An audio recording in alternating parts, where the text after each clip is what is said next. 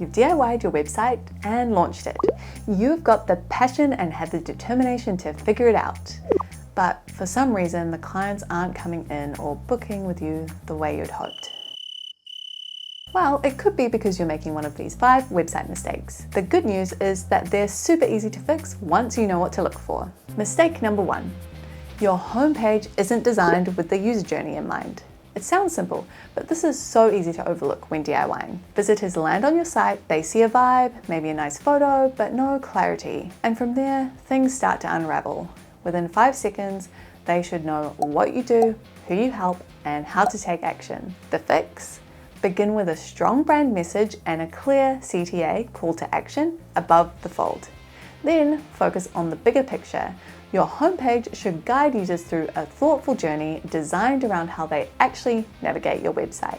If this sounds overwhelming, don't worry. A previous video of mine breaks this down step by step. And if you want to use my blueprint, I've even put together a custom AI tool to help you map out your homepage and content in under an hour.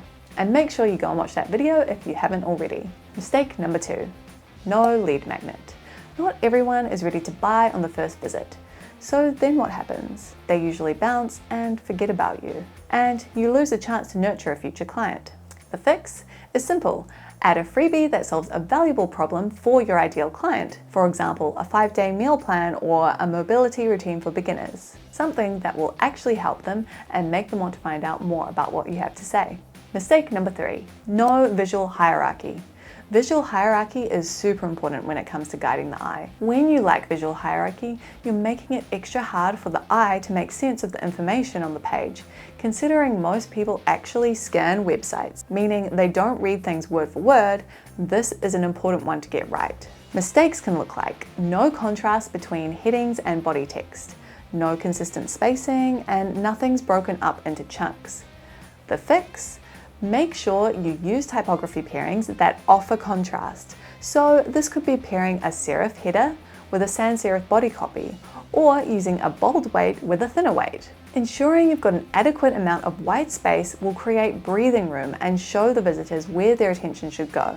It's important to note that white space doesn't literally mean white. You can use a color or an image, but so long as the text has breathing room around it.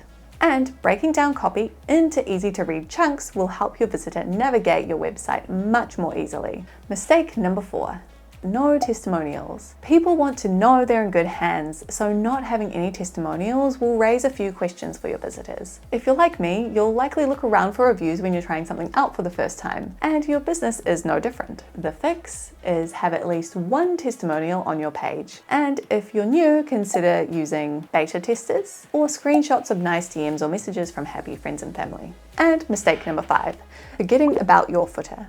Your footer isn't just a place for copyright symbols, privacy policies, and social icons. It's actually one of the most strategic spots on your entire website. Many visitors will scroll to the bottom of your site on purpose, especially when they can't find what they're looking for on your main navigation. And the closer they are to the bottom of the page already, they're more likely to look there.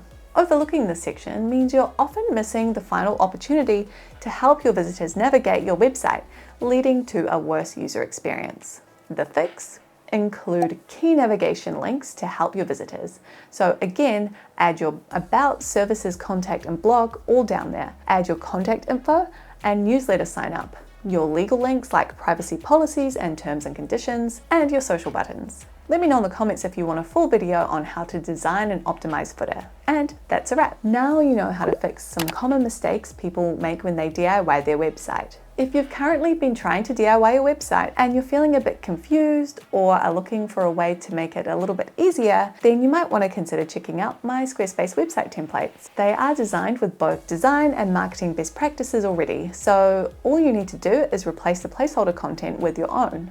They also come with heaps of bonus resources like the Design Lab, a members area where you can search bite-sized videos on how to use and edit them in Squarespace, 30 days of unlimited email support if you get stuck, a quick start guide, an SEO and launching guide, and copywriting cheat sheets. But if you're still excited to DIY your own website, then I've also got you covered, because in next week's video, I'll be showing you how to plan your fitness or wellness website to actually convert. We'll be covering everything you want to do before you jump into a website builder. See you there.